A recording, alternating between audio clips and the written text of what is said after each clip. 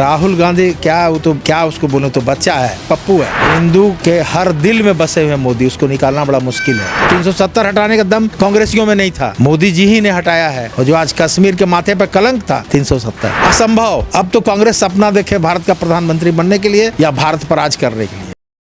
और कोई ऑप्शन आपको लगता है? एक दो नाम मैं आपको बताऊं तो आप बता सकते हैं वो कैसे लगे? राहुल गांधी कैसे लगे? राहुल गांधी क्या, वो तो हम क्या उसको बोले, तो बच्चा है, पप्पू है, न उनको बोलने का सहूर है। और जो जैसे उनको डिबेट देता होगा लिख के, वैसे वो बोल जाते हैं। ममता दीदी भी करप्ट है। उनके यहाँ देखिए, उनके यहाँ मिनिस्टर लोग कितना चोरी करके निकला। अभी शिक्षक घोटाला कलकत्ता में कितना रुपया निकला, फ्लैट में रुपये खाली निकल रहा था पहाड़। लालू यादव तो चारा घोटाला में पहले से आरोपित हैं। केजरीवाल साहब भी वही, उनकी दशा है।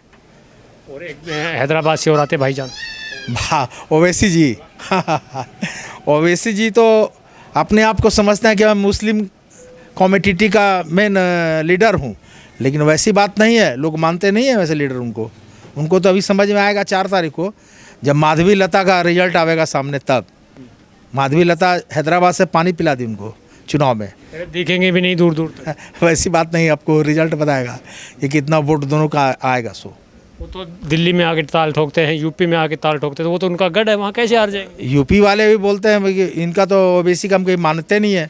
ओवैसी अपना चाल चला रहे हैं, लेकिन हम लोग उसको मानते नहीं हैं। नेता जबरदस्ती वो अपने आप को मुस्लिमों का नेता समझते हैं। तो मोदी जी के लिए भी तो कह रहे हिंदू मुस्लिम के अलावा कुछ करवाते नहीं, लाइट फैलाते हैं, तो लोकतंत्र को खतरे में ला रहे हैं। हिंदू के हर दिल में बसे हुए मोदी, उसको निकालना बड़ा मुश्किल है। हाँ, जो उनका कार्यकाल अभी 10 साल का रहा है, वो कार्यकाल 370, हम बच्चे थे तब 370 का दुहाई देते थे लोग। 370 हटाने का दम कांग्रेसियों में नहीं था, मोदी जी ही ने हटाया है। और जो आज कश्मीर के माथे पर कलंक था 370, राम मंदिर 500 वर्षों से बुजुर्गों ने उसके लिए कितनी बलिदान और कुर्बानी दी है। वो यही तो कह रहे विपक्ष, यही तो घेर लेता है। मंदिर का नाम आते हैं वो घेर लेता है। वो कहता है कि मंदिर के सामने तो भिखारी पैदा होंगे, कौन सा रोजगार? आप हिंदू कहते हो, राम मंदिर से नफरत करते हो। जीते भी राम, मरते भी राम। मरता है तब भी राम नाम सत्य है, पैदा होता है तब भी राम है, और फिर राम से आप नफरत करते हो। बिना उसके उद्धार नहीं है आपका। नहीं, नफरत नहीं करते। वो कहते हैं कि ताला हम लोगों ने ही खुलवाया था, कांग्रेस ने ही खुलवाया था। वो कांग्रेस वाले क्या, कांग्रेस से भ्रष्ट कोई है ही नहीं है। हाँ, प्रधानमंत्री बन रहे पंजे वाले। कौन? पंजे वाले। असंभव। अब तो कांग्रेस सपना देखे भारत का प्रधानमंत्री बनने के लिए या भारत पर राज करने के लिए।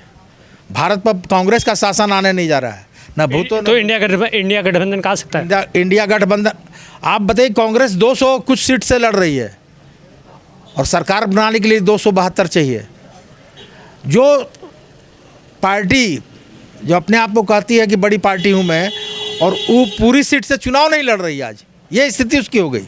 गठबंधन है तो गठबंधन में सबको मौका। ममता जी हैं तो ममता जी अपना 42 सीट से चुनाव लड़ रही हैं, वो सरकार बना के प्रधानमंत्री कैसे बन जाएंगी?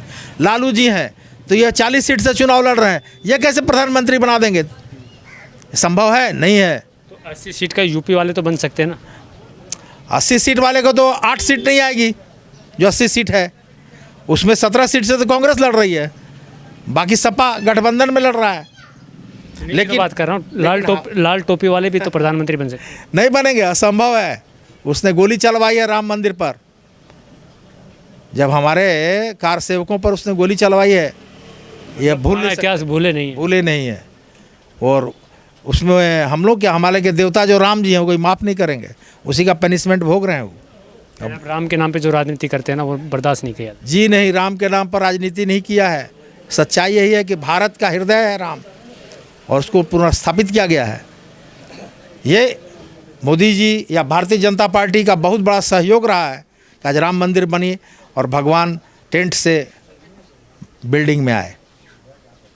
तो मुद्दा विकास का होगा या हिंदू मुस्लिम का होगा? विकास तो हमारे यहाँ 10 साल में इतना हुआ है कि जिसका मत कहिए। अगर मोदी नहीं होते तो आपको कोविड में कितने लोग मर जाते।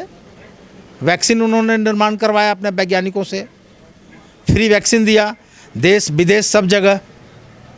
आज 5 किलो मुफ्त में अनाज दे रहे हैं 80 करोड़ लोगों को। वैक्सीन के रिजिम में, अरे कोरोना के रिजिम दे रहे, रोजगार तो नहीं। कोरोना के रिजिम में 10-10 किलो अनाज दिए हैं फ्री में। और रोजगार की बात है रोज़गार है अवेलेबल, काम करने वाले के लिए कहीं कमी नहीं है। अब अच्छी के रोज़गार चाहिए तो वो संभव नहीं है, कोई नहीं दे सकता है। बेरोज़गारी कल भी थी, आज भी रहेगी, वैसी बेरोज़गारी से कोई मतलब नहीं है।